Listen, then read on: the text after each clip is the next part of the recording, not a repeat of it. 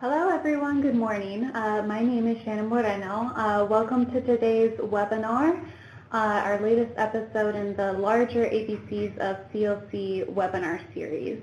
Again, my name is Shannon Moreno. I am the Cultural and Linguistic Competence or CLC Specialist with Texas System of Care. And today's topic is actually hot topics.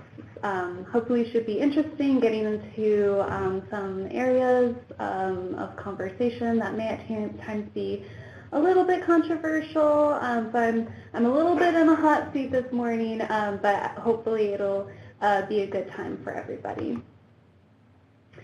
So you may be familiar with our ABCs of CLC webinar series. CLC again stands for Cultural and Linguistic Competence. We've done a number of episodes, and we kind of start out with the same few slides with just some foundational information about what the series is about, what today's specific webinar is going to be about. So if you're familiar with this, the first couple of minutes will look familiar to you, but it's important information to go over every time.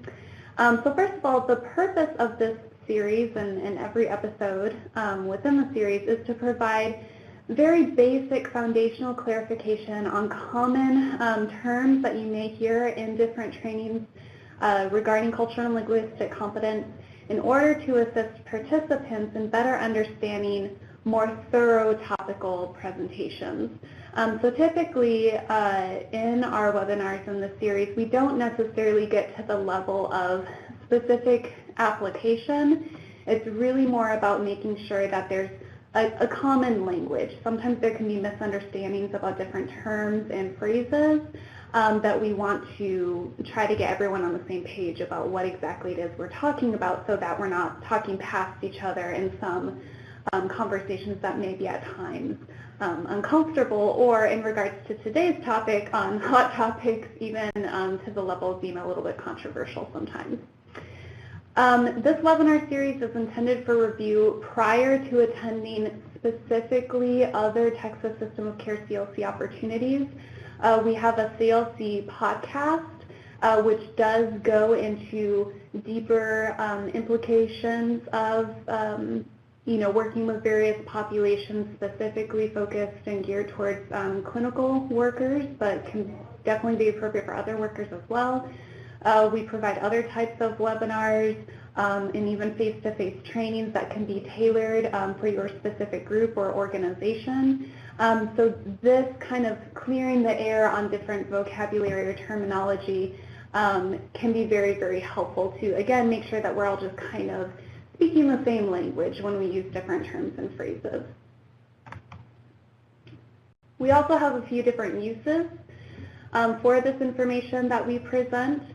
So first of all, one use is to either learn for the first time or review if certain terminology or phrases are familiar to you, current terminology. And I kind of, even though it's not underlined on the slide, hypothetically sort of underline that word current terminology. Language does change over time. I'm going to talk about that just a little bit more in a second. But again, at the end of the day, it's all about making sure that we can communicate with each other. Another big use for this series is to inspire deeper learning. This webinar series on a lot of different topics really just scratches the surface. It's not intended to be kind of a one and done, okay, now I completely understand all of the implications that go into making sure that my services or my organization as a whole are culturally and linguistically appropriate for all folks, for all communities. It's really a foundational starting point. And so we hope that folks come away from each webinar episode in this series encouraged to continue to learn more. Another potential use is in a very constructive way, not in a burdensome or mean way, to potentially raise in yourself some red flags of current knowledge. Obviously, learning how to effectively work with various communities, that's an ongoing, lifelong learning. And so sometimes in these episodes, sometimes in this webinar series, it may highlight for you areas where maybe you do need to do some additional investigation and research. And we hope that that is displayed in an encouraging way for you. So before we start getting into it this morning, a disclaimer that I always give, and I kind of started to mention it on the previous slide, is that language does indeed change. And that's incredibly important to bring up and understand because this webinar series is all about terminology, making sure that folks are on the same page about what different words, what different phrases mean. But that is something that is going to change over time. That's just the nature of linguistics. Language changes, and then especially when we're talking about words or terminology in regards to cultural competence, where there's kind of an ever-flowing, change of specific community groups, perhaps being empowered to have a stronger voice than they have in the past. Sometimes language will change as far as how individuals want to identify or larger communities want to be referred to by other folks who are not a member of that community. That's something that I can sometimes hear from people is an area of frustration. It can feel like, oh, I just can't keep up with, what is today's, word, so to speak. And that's understandable to a certain degree, but again, we want to make sure that we're providing services, that we're interacting with folks in a way that is respectful and meaningful to them. So language changes over time. Also, the rate of responsiveness to that change is probably, it tends to vary from organization to organization. If we're talking about a group of grassroots community activists, that type of a group is going to be able to change what words they tend to use to reflect the desires of a community faster than a huge institution, a huge state institution or a huge federal institution. So sometimes you may see a bit of a mismatch as far as terminology that is in current use by different entities. That's just kind of a reality. It's kind of a name of the game, so to speak. If we're talking about a larger entity that has a more bureaucratic process to change the way that they refer to different community groups, that's going to take longer. So these are just things to keep in mind as well. All right, so let's get into it.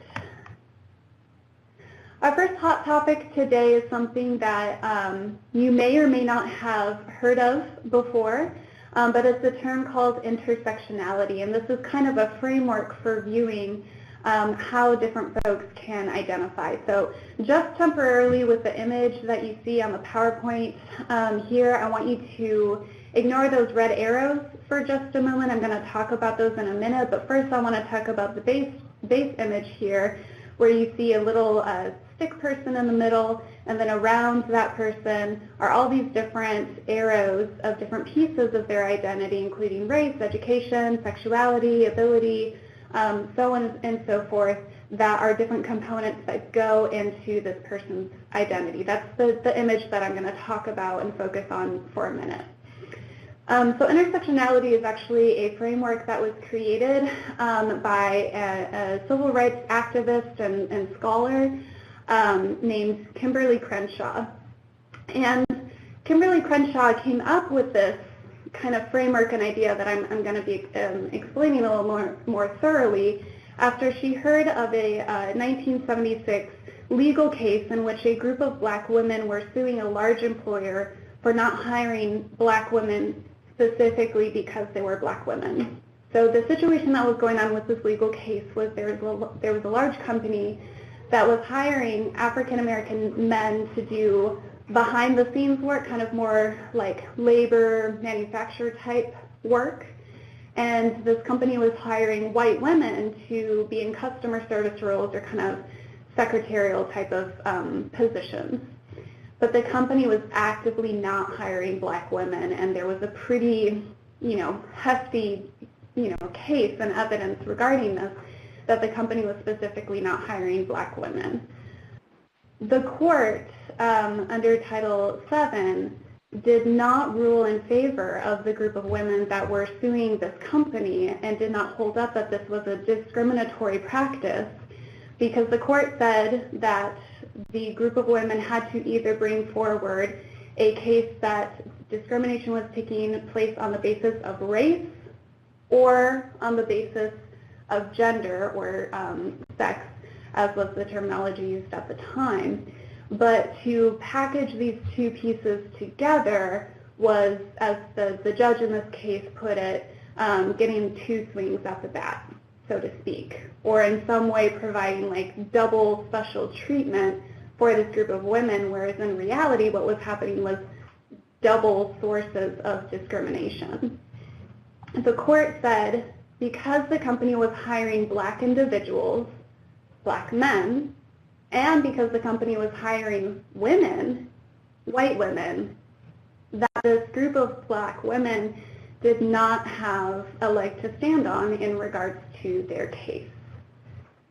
Kimberly Crenshaw heard about this case, and there are a number of other cases as well that kind of inspired her thinking for this framework, and realized that there had to be a way of describing where it's not just a matter of you belong to one specific group or another, but there's an intersection between different areas of identity that create a different life experience for folks than they may experience otherwise if other things are different. So for example, in this case, the experience of this group of African American women was different than the experience of white women who were seeking employment at this company, as was their experience different than the experience of black men seeking employment at this company. It's not just a matter of the racial and ethnic identity alone, the gender alone. It was putting these two pieces together that created this situation of unique discrimination. So the idea of intersectionality is in essence that your specific identity and where you kind of fit in society and the different barriers or the different opportunities that may be presented to you by larger society as a whole is about how all these different components of who you are come together.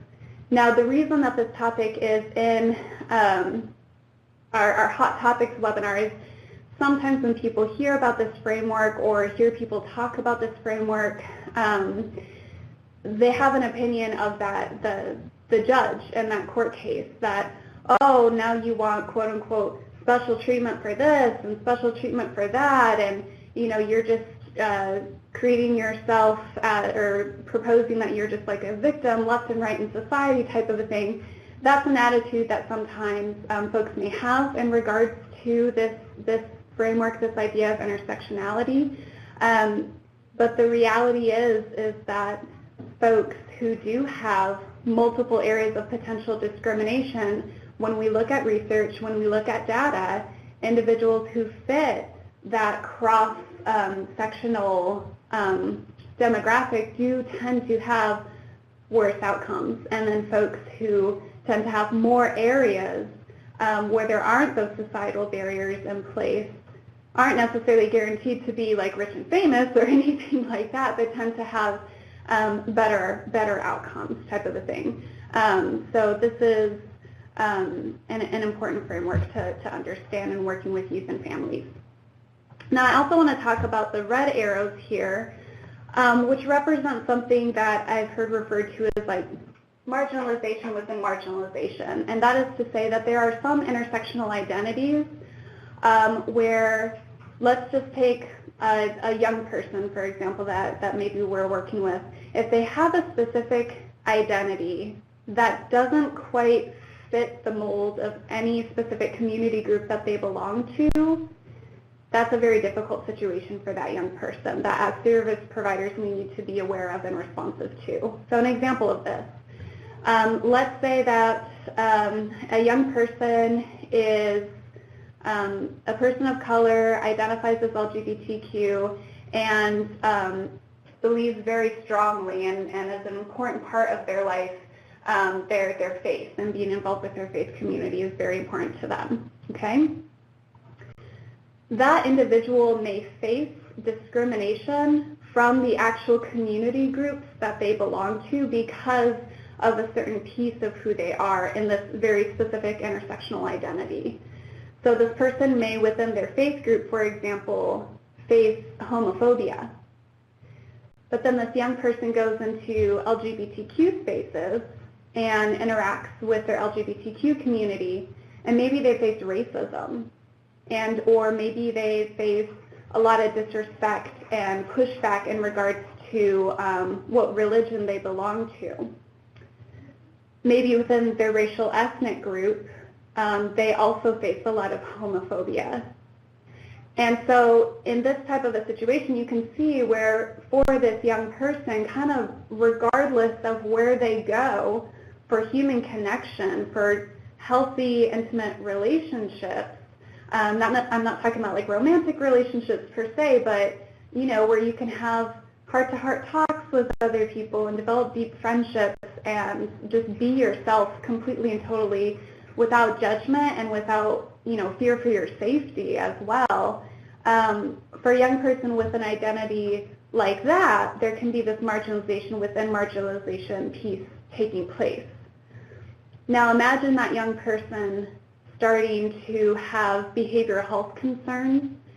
Maybe they have behavioral health issues anyways, and then on top of that, they have this lack of support, or maybe because of this lack of support and genuinely being able to be who they are within different areas of their life, that develops into issues of depression, suicidality, so on and so forth. It could develop into a lot of different things.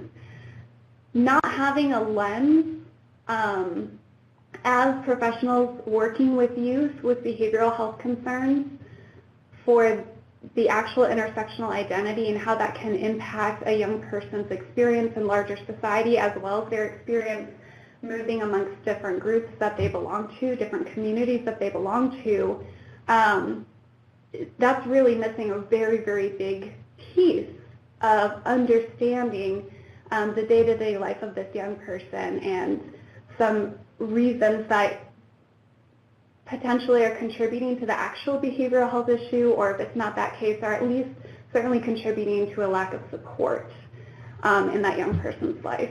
So when we're talking about professionals who are interacting with young people, understanding this intersectionality piece is incredibly important. The next hot topic I would like to talk about this morning is a word that can sometimes automatically just shut people down, which is why I want to delve into it a little bit deeper this morning. A lot of times when we say the word privilege, and first of all, there's a lot of different areas of privilege. Probably one of the bigger, more common areas of privilege that we hear talked about and tends to have a lot of defensiveness regarding is white privilege. But there's also ableism of privilege. There is cisgender privilege. There's sexuality privilege. There's a lot of different forms of privilege that exist. A lot of times the word privilege, when people hear that, the image that comes into their head is kind of like the left picture on your screen of a baby being born with like literally a silver spoon in their mouth, and you see a little message, stockholder on his mother's side, and it just brings up ideas of folks who are just born on easy street. Their lives are easy, like trust fund babies type of a thing. And when you are a member of a group, that someone is saying as a group as a whole experiences privilege, but your personal life and the life of pretty much everyone that you know doesn't look like that, doesn't look like having everything handed to you on a silver plate. It's very understandable to get defensive and say, no, like, I'm not privileged, that's not my life. I've had to fight tooth and nail for everything that all of my parents and grandparents and so on and so forth have as well. Don't tell me I'm privileged because I happen to be XYZ. That's not true, okay? that is the idea. That's the kind of mindset that a lot of folks have when we say privilege. Again, this webinar series is all about trying to get us on the same page about vocabulary and what we mean when we say certain words and phrases. When privilege is brought up in the context of like social justice and equity issues, certainly in regards to if you attend some form of a cultural competence training of one form or another, this situation of your life being super easy no matter what because you are XYZ is not what the person is talking about at all. That's not the definition of privilege that's being used, okay? So I'm going to talk about, well, what is the definition of privilege that's being used in these contexts of equity and social justice and so on and so forth.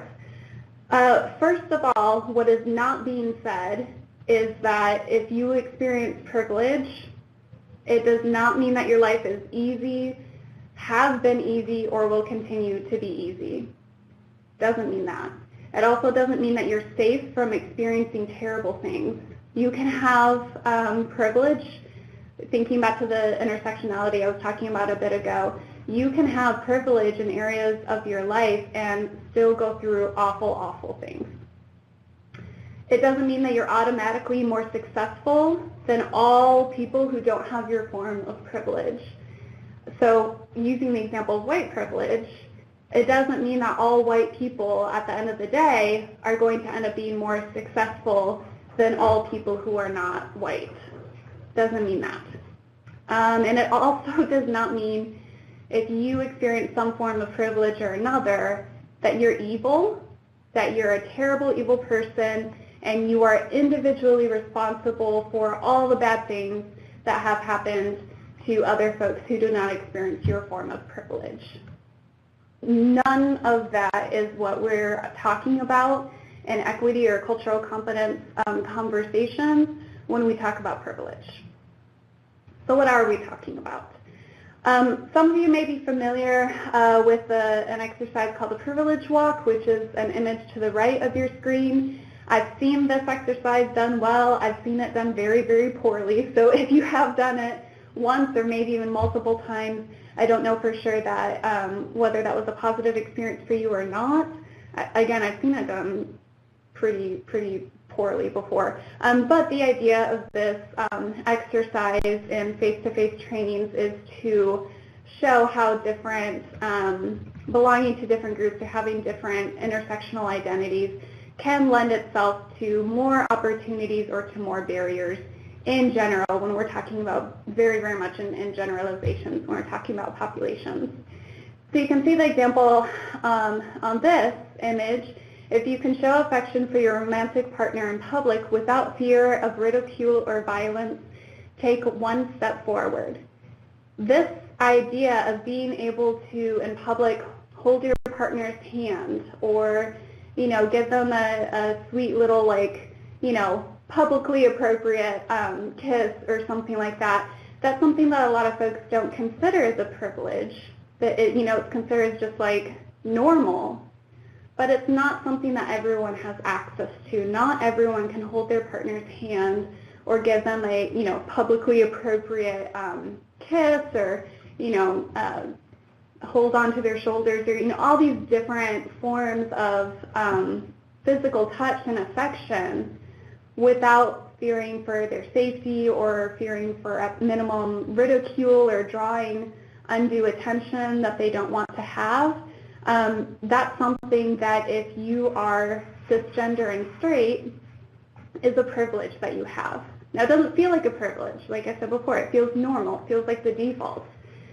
But in reality, that's kind of what any form of privilege in the context of equity and social justice is the way it should be for everybody. Everyone should just be able to do these things and not have these barriers in place solely because of who they are, but the reality is that they do. So another way of thinking privilege is if you were to take 100 people and they all have led just really cruddy lives. just born into bad situations, have experienced really, really terrible things.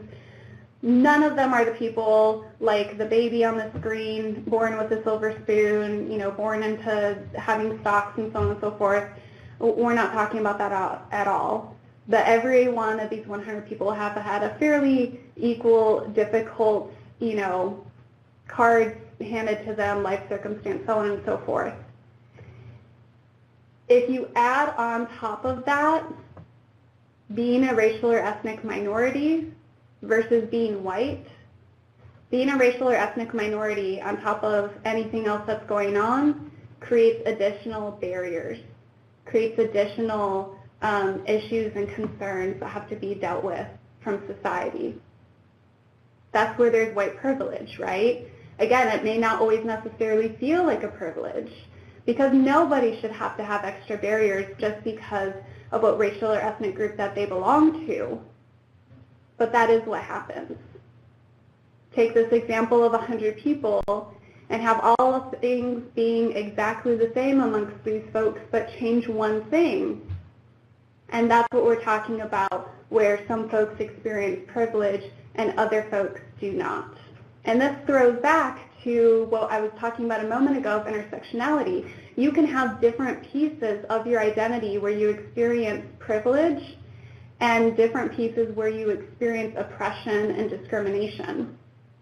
So one really, really common kind of defense or pushback to this idea of privilege that I hear a lot, especially in regards to white privilege, is when white folks feel like, I'm not privileged. I come from a low socioeconomic status background. I've had to fight for everything, so on and so forth. Really what you're saying when you're saying that is that you understand the framework of intersectionality. You understand that there are different pieces where you can have additional difficulties or barriers. Your socioeconomic status is an additional difficulty or barrier. However, your race, the fact that you are white, is not an additional difficulty or barrier. That's kind of what we're talking about, or that is essentially what we're talking about when we talk about privilege. I know that this is sometimes hard for some folks to kind of accept or to be on the same page about, because at the end of the day, that word, that phrasing of it, it still doesn't sit right. It still just feels like, yeah, but my life isn't easy. Like, I don't like this word. If for the sake of delving deeper into conversations and just being able to communicate to each other, when you hear this word in a social justice construct, if you want to just internally in your mind code switch it to something else that feels better, if you hear privilege and you want to code switch it to not as cruddy a situation as what others have or something like that, then for the purpose of being able to go steps further into conversation and go deeper into examining different ways that we can make sure that we're providing services that are equitable and respectful to all persons, go ahead and hang in there. But I have seen folks, as I said before, in deeper trainings just completely shut down because they don't like the sound of this word, the way that it's used. But hopefully it helps explain, even if you don't necessarily feel better about it, hopefully I've helped to explain what is and is not meant by this specific word. Okay, now we're going to take a look at institutional isms, specifically interpersonal versus institutional. This is an idea, a concept that I've talked about in a few of our ABC of CLC webinars, all the way going back to our very first one, which was this versus that.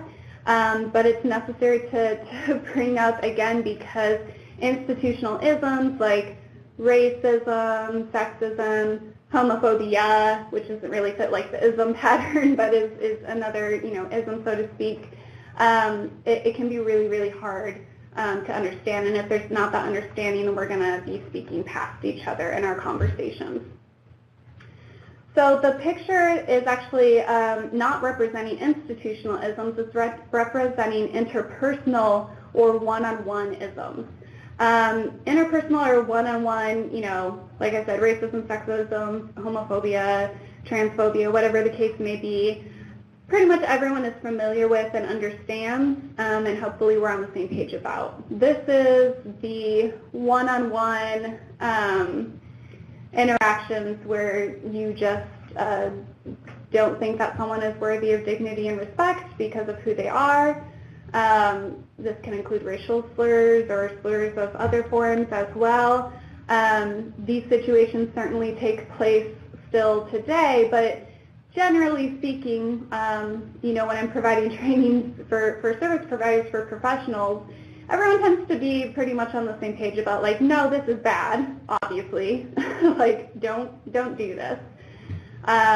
If a family of a specific cultural group is working with you or working with a worker, and that worker is explicitly being discriminatory type of a thing because of the cultural group the family belongs with, everyone tends to be pretty much on the same page that that's a bad thing. But this is not the only form of ism that takes place. Majority culture in the U.S. tends to be very individualistic and have a lens for the individual in pretty much every circumstance. And so it can be very, very hard to hear when we're talking about institutional issues. Oftentimes I'll see that folks flip back to the individual level, and that's where we start to talk past each other. So what I need to explain in more detail is an actual institutional ism. Institutional isms, again, like racism, sexism, so on and so forth, don't require for individual people to be discriminatory or prejudiced in order for the policies or procedures or system at large to be discriminatory and oppressive towards a group of people. Okay? So there are structural issues that are ingrained within an organization, entity, or system that, again, it's set up in such a way that results in discrimination, marginalization, oppression, where individual workers don't necessarily have to have that attitude or approach. They can be just, quote-unquote, doing their job, but the result is a negative impact on a specific community or cultural group. That's to say that law, policy, or procedure creates a process that is either meant in the first place to discriminate, or if that wasn't necessarily the intention, at the end of the day, what it does do is discriminate. What it does do is it creates a negative impact as opposed to a positive impact. So an example of this, which you can see displayed in this cartoon on the slide, is something called redlining, which I've given as an example for institutional isms in the past. But very, very quickly, just to go over this as an example, redlining was a lending and housing policy that forced people of color, specifically African American and Hispanic or Latino persons as well, to live in areas with really limited resources and limited opportunities. Maps were drawn with actual red lines to outline areas where persons of color were, quote unquote, allowed to live and keep areas that were really, really booming post-World War II with lots of resources, good schools, just good housing situations that were booming after World War II when the GIs came home, were left only for white folks to live in. This is, like I mentioned, very rampant during the time when GIs were coming home. White GIs came home and were able to, tap into specific benefits and able to result in increased prosperity for their families, while Black and Hispanic or Latino GIs oftentimes came home and were not able to tap into many of the benefits of the GI Bill and were not able to experience that same level of increased prosperity for their families. This redlining policy did not require individual loan officers or other workers involved in carrying out the work to discriminate at an individual level. That might have been happening as well, and it probably was. But it didn't require that. The system was set up in place to be stacked against communities of color, to where loan officers and other workers involved could just, quote unquote, be doing their job according to the policies and procedures that were in place, and it resulted in disenfranchisement and huge discrimination against communities of color, the impact of which can still be seen today. This was a huge missed opportunity to have some equity after World War II going on with the GIs coming back home. It could have assisted a lot of families of color to experience a higher level of prosperity, similar to what happened in a lot of white families where GIs came home. But instead we had discriminatory practices in place. So that's an example of an institutionalism. So if we think about institutionalisms in regards to our systems that serve children and youth with behavioral health issues, as well as their families, we can think of an example of maybe a program that provides, bicycles as a transportation option to families. You may be familiar with some of the different imageries comparing the idea of equity and equality in our webinar episode on this versus that, which is available on our Texas System of Care website, as well as is searchable on YouTube. I explain in detail the difference between equity and equality. I'm not going to take the time to review that now, but this is a part of an equality imagery from Robert Wood Johnson Foundation, which is basically talking about or displaying the imagery of providing cookie cutter, same services to every individual, regardless of the needs of that individual. So you can see in this image that the third rider to the right, the bicycle seems to fit her well, and the bicycle does not seem to do as well serving the needs of the other three individuals in the picture. So how does this display institutionalism? Well, if we're talking about a worker in a program that is distributing bicycles to help with transportation issues, I think we're all on the same page that if we have a worker that folks come to for assistance and that worker is degrading and derogatory and yells and uses slurs and it does all these terrible things because they have prejudice against different groups of people, that worker should not be working there, right? Like they're not in the right line they're not in the right career field type of a thing. They shouldn't be serving youth and families. We're all on the same page with that. That's talking about interpersonalism issues. However, we might have another worker who has a heart of gold, and they work really, really hard. They could have gone into another career field that pays better, but they didn't. They're definitely not in it for the money. They're still paying off loans. They're, making personal sacrifices, sacrificing family time to get these bikes out to folks. They have a heart of gold. They really, really work hard, and they also make sure that they're nice and personable and try to build rapport with absolutely every person that they interact with, regardless of whatever cultural group that person may belong to. Okay? At the end of the day, the bikes that worker is hooking people up with and trying to provide assistance with is not meeting the needs of everyone, right? Like if in the picture these 4 people represent 4 different cultural groups within the local service area of this organization or of this bike program, 1 out of 4 communities is actually getting something that they can do something with. 3 out of 4, it falls short, right? 2 out of the 4, sort of make it work, but there's a lot of struggles. It's not really super great. And then 1 out of the 4 can't even use this bicycle at all because it's not meeting their needs. It's not meeting them where they're at, type of a thing. That is what folks are talking about when they're talking about institutional issues.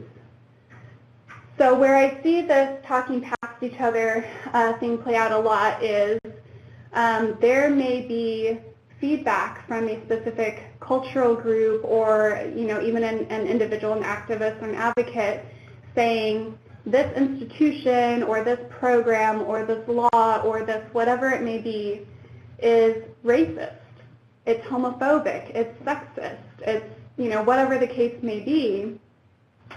People hear that and they go to the interpersonal level, not understanding the institutional level. So our bicycle program worker who has a heart of gold and works day in and day out to get people bicycles, when they hear from 3 out of 4 community groups, this program is racist, this program is whatever the case may be, what they're hearing sometimes I see happen is that feedback from communities is being taken as you, individual worker, are X, Y, Z, and you're terrible, and you're awful, and so on and so forth.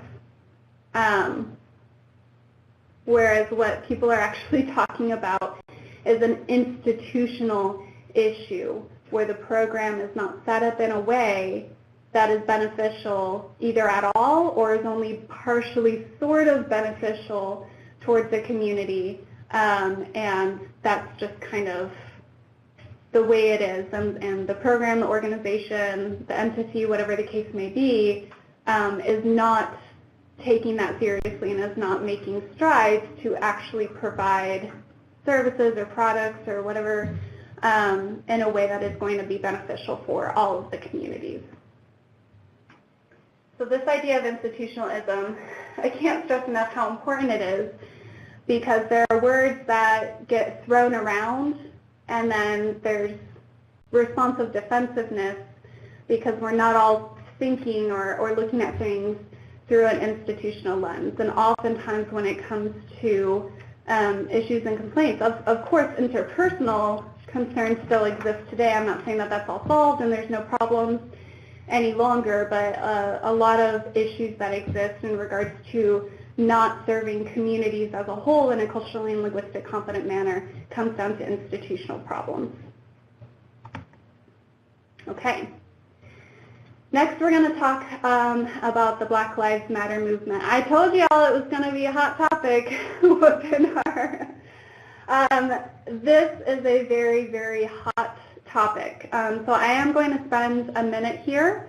I do have originally planned a couple of other things after this topic, but depending on time, we'll kind of see how it goes. We may end on this note, or there may be time to move on afterwards. But this is obviously a very hot topic, very controversial. I ask that you just kind of like hang in there with me with this.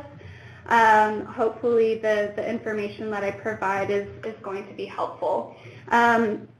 I'm going to be weaving through some history of the movement, some Texas-specific information for context, reminders of some disclaimers that I gave in the beginning of today's webinar, and some explanation of what the movement is, as well as varying perspectives on the movement to a certain extent. I do want to say that I'm not going to give a super comprehensive overview of the movement, and I'm also not going to get into the nitty-gritties of certain, court cases or very specific instances or conversations about who's right or wrong in this particular issue or anything like that. The reason that the Black Lives Matter movement is one of the topics that I'm talking about today, I'm limiting it very, very much to the scope of trying to understand where folks who do align with the perspectives of the Black Lives Matter movement are coming from. Because this is something that, again, just like earlier I was saying with privilege, tends to really just automatically shut people down, and we can't move on to further conversation and further understanding. This is also a similar one where not absolutely everybody, but a lot of folks, when they hear Black Lives Matter, they immediately shut down.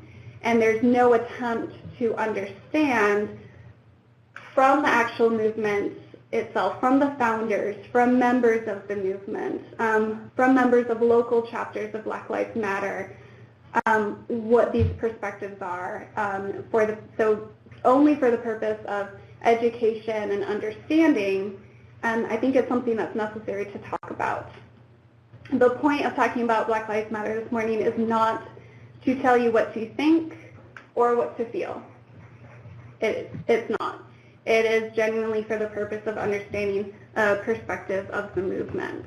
There's going to be moments when it seems like I'm straying a bit from talking specifically about Black Lives Matter, but this is such a huge topic, and again, one that we don't tend to have as much constructive conversations back and forth amongst misunderstandings, that it's going to take me a minute to get through.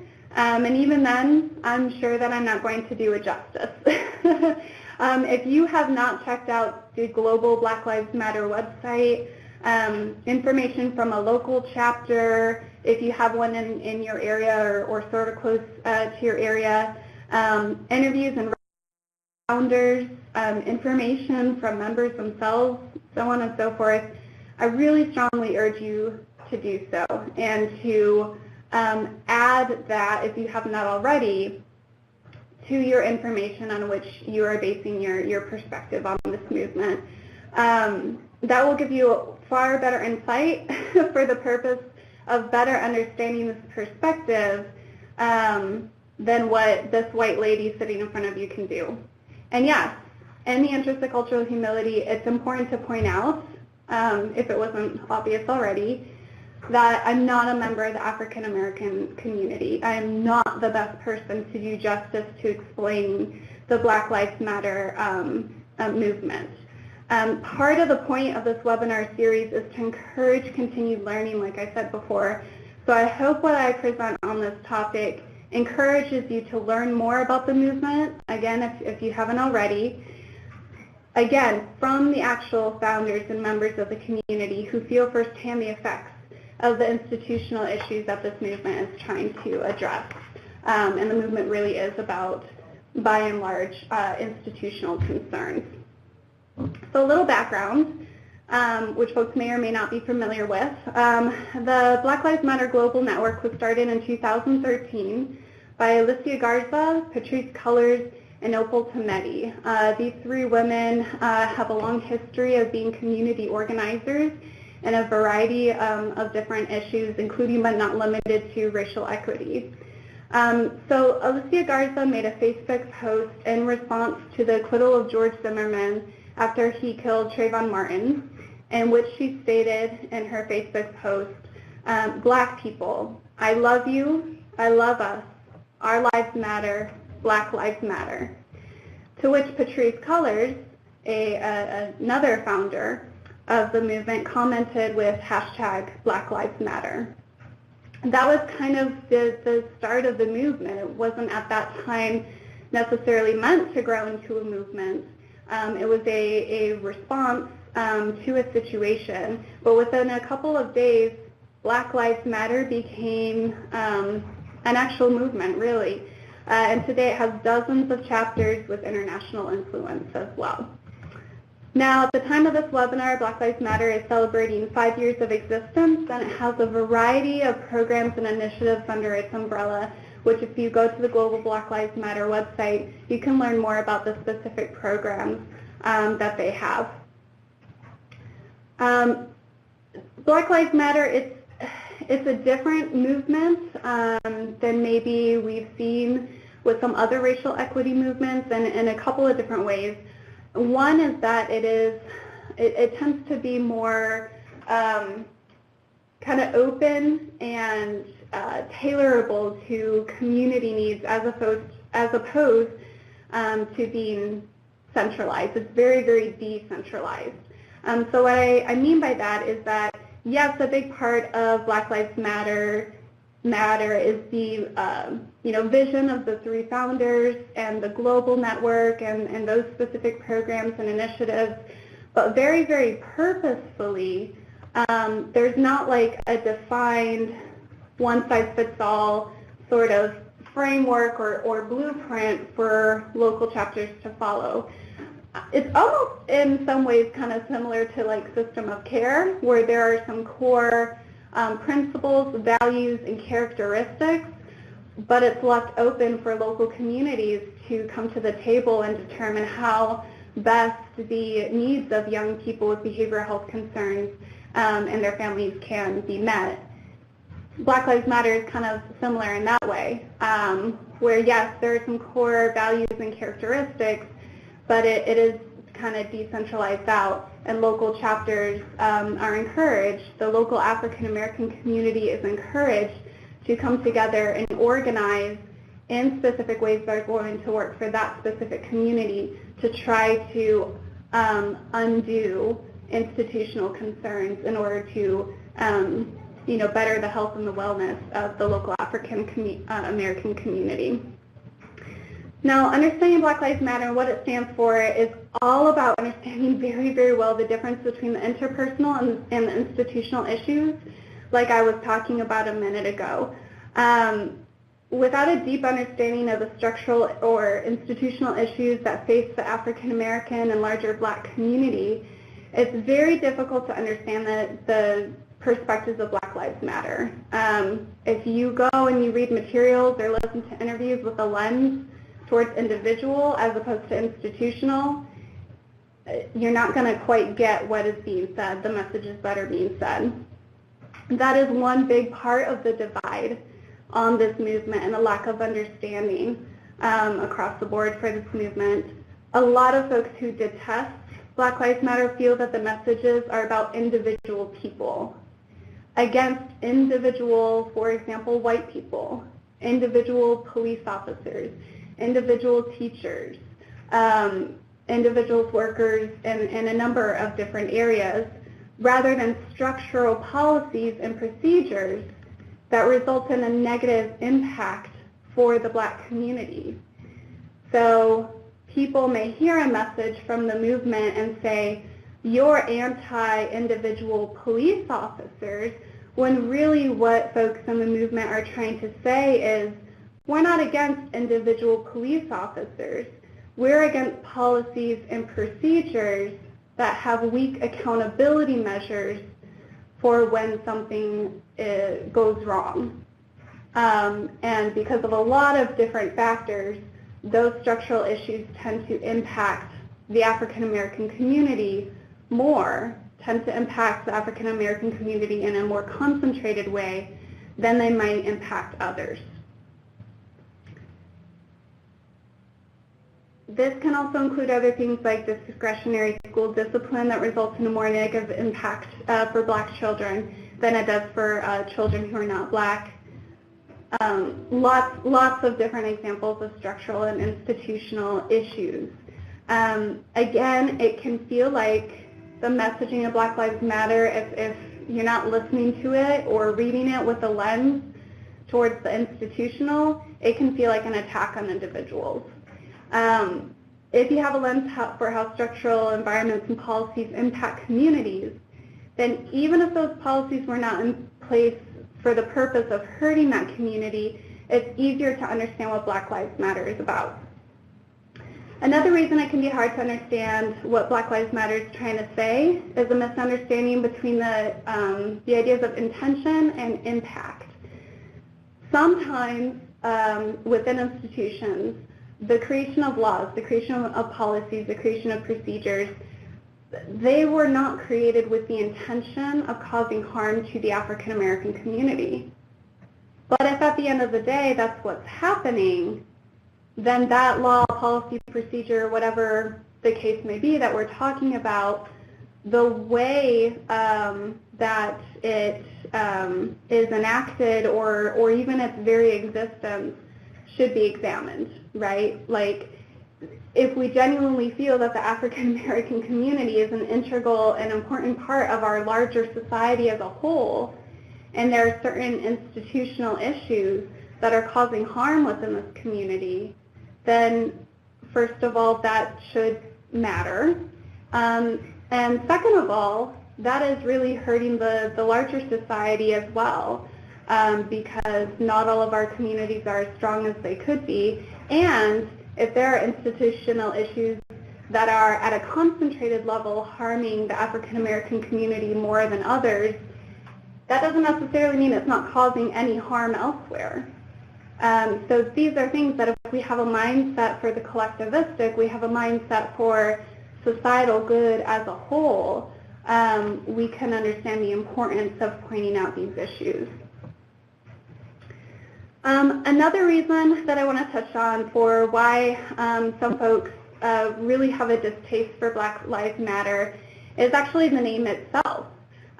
Folks may feel that it has certain implications that the founders and members of the movement don't mean at all when they say Black Lives Matter, from which, of course, other counter names have come up, for example, All Lives Matter and other things like that. I do want to say for a moment that it is meant more as an idea of, like I was talking about a moment before, the Black community is a part of our larger society, and stating Black Lives Matter is in a way saying, hello, we're here too, like we matter too. Consider us, invite us to the table when decisions are being made, understand what life is like for us, and take us seriously when we say something going on in society is hurting our community.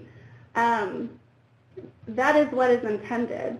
Now, telling you what opinion to have or not have regarding the name Black Lives Matter, that's outside of the scope of my specific position and outside the scope of this webinar.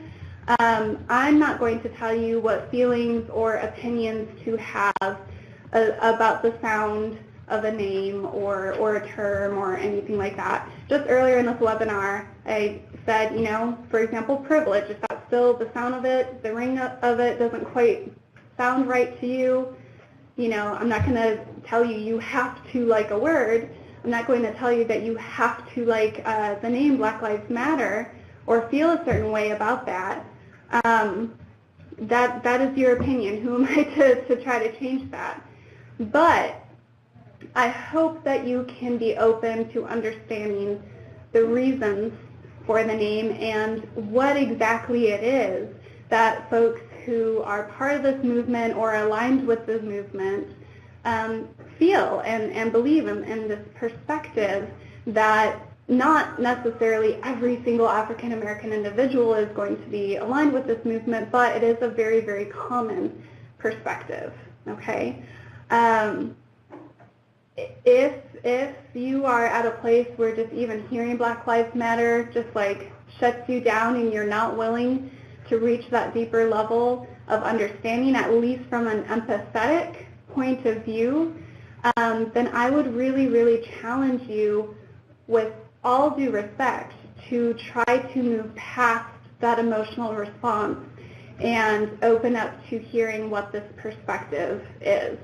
Because the African American community is a part of our society. It is a part of our population in Texas. It is a population that unfortunately is disproportionately represented within our systems. We have a disproportionate number of African American youth represented in our criminal justice system, child welfare system, who receive discretionary school discipline practices leading towards that school to prison pipeline issue, and that's a reality.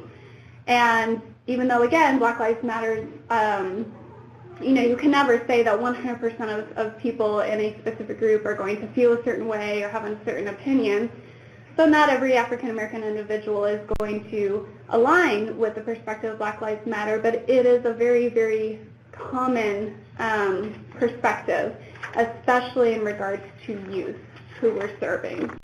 And so what exactly is that perspective that I'm talking about?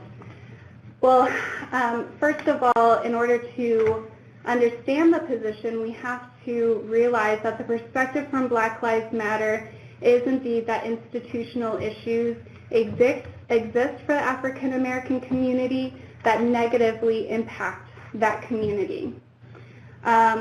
We have to understand that the position of the Black Lives Matter movement is that the African American community, is an important part of larger society, and hopefully we can all agree to that. I'm hoping we can agree to that, and that if there are issues and concerns that are concentrated or more highly impacting the African American community than it is others, that's deserving of time and investigation, even if it's not an issue that is always felt amongst all populations.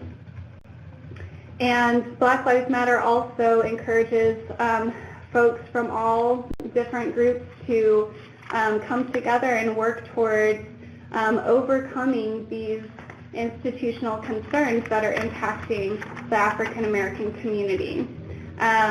Currently, the Black community is not always taken into account when considering the impact of various structures like laws, policies, and procedures. Black Lives Matter is a movement that says the African American voices matter. There needs to be more representation. In situations where there's not representation, there needs to be listening to the local community voice. And finally, Black Lives Matter wants to draw attention to laws, policies, and procedures that have a negative impact so that those impacts can stop, both for the local Black community as well as larger society as a whole. So those are the perspectives that, again, and I know I've said this a few times, but I want to reiterate it again. Please look into this movement on your own. Do your homework if you haven't already. If your perspective on what this movement is about is coming from news headlines, conversations with folks who are not members of the African American community, and other sources of information that aren't actually from the movement itself, then I would really, really recommend that you add to the perspective that you may have, information from the actual movement.